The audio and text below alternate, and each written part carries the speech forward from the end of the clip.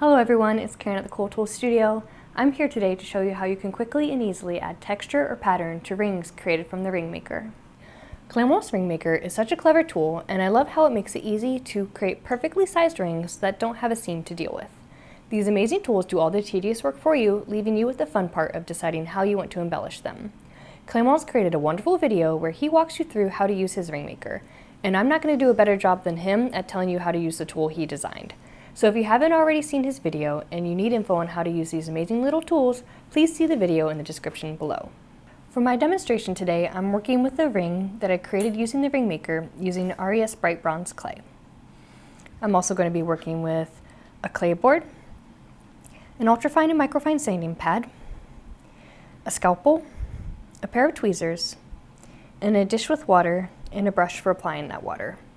You're also going to want to select a texture tile of your choice. You can use a delicate element texture tile because those were kind of designed for this sort of method, or you can work with any texture tile that you like that has some deep enough areas, because we are going to be needing to pick up what we create from these texture tiles with the tweezers, and if the texture is too fine, you're just going to kind of create some problems for yourself. If you need to acquire any of these items, there's a link in the description below. So the goal for this step is to create some little elements that you can then pick up and apply to the surface of the ring that you already created. So I've got a little bit of clay here and a clay scraper, and I'm just kind of going to be looking around and kind of shopping for some areas of interest that I think I'll be able to kind of pick up and position nicely onto my ring. And I'll usually just kind of scoop some up on the clay shaper, or you can place it directly down on top of your texture, but you want to push down in and then take your clay scraper and bring it up and down and more perpendicular against the surface, and then drag across a couple of times to reveal the pattern. So if you ever worked with a delicate element texture, it's the same kind of method.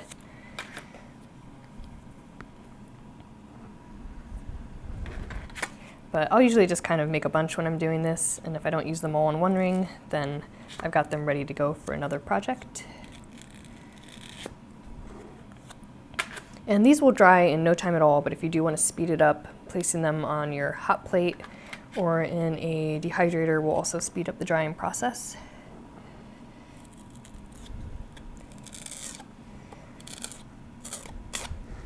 But again, you just kind of press down into the low areas and then drag across to clean that up. And just keep working until you feel like you've got enough material to apply to your ring.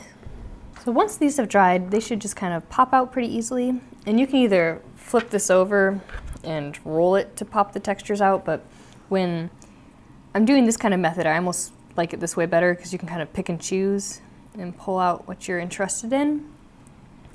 And I'll just kind of pull them off to the side, and then I've got a scalpel here on hand that I can use to trim further. So I go ahead and usually pull a couple elements to start with, and then I kind of start arranging them on my ring.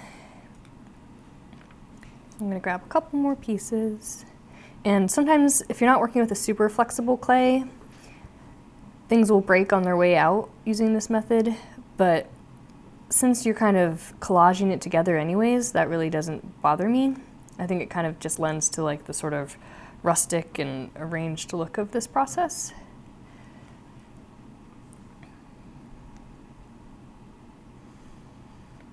But that should be enough to kind of start.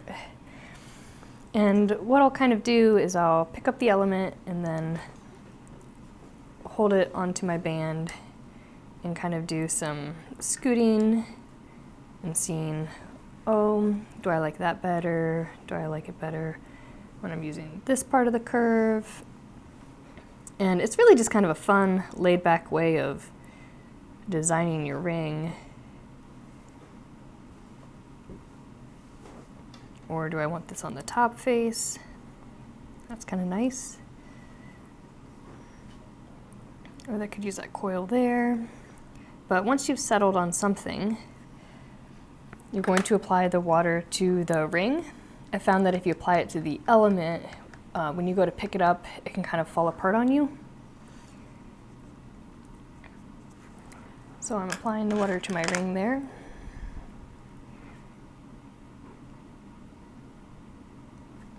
And I kind of liked the way that coil looked there, so I'm applying some pressure at one point, and then I'm rolling, pressing down there as well.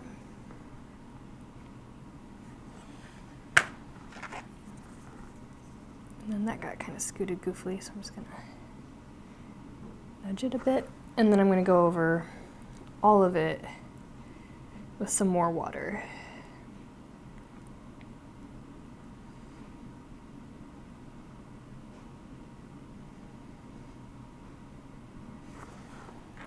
And then at this point, I'm going to flip it upside down onto something flat to support what you're cutting against.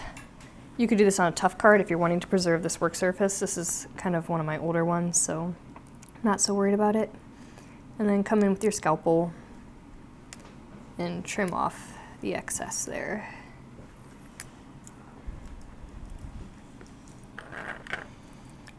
Sort of repeat that on the side.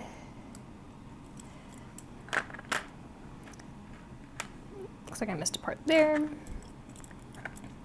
And you don't have to get it 100% close, because once it's dried, you can come in with your sanding pads and clean that up as well. But now I'm gonna look at addressing this edge over here. I'm gonna add some water. And I just want to take this little curly cue and have it coming up and over. Whoop.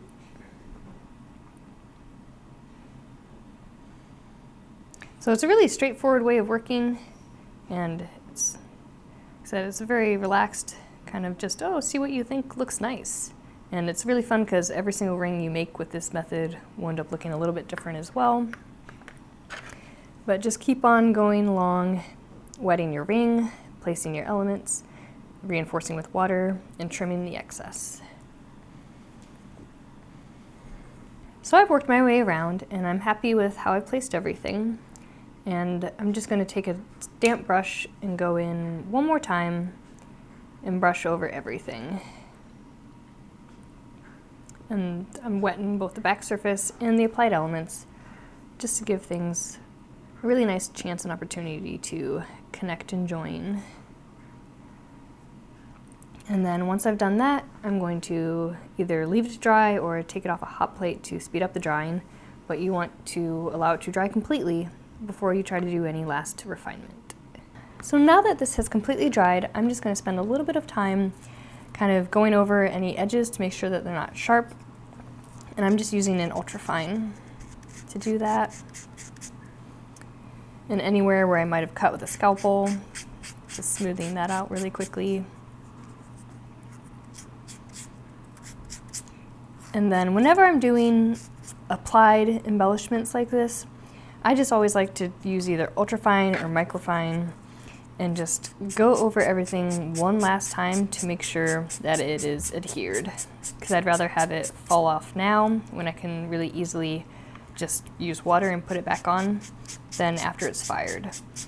So I just like to sand everything to make sure that it is in fact attached.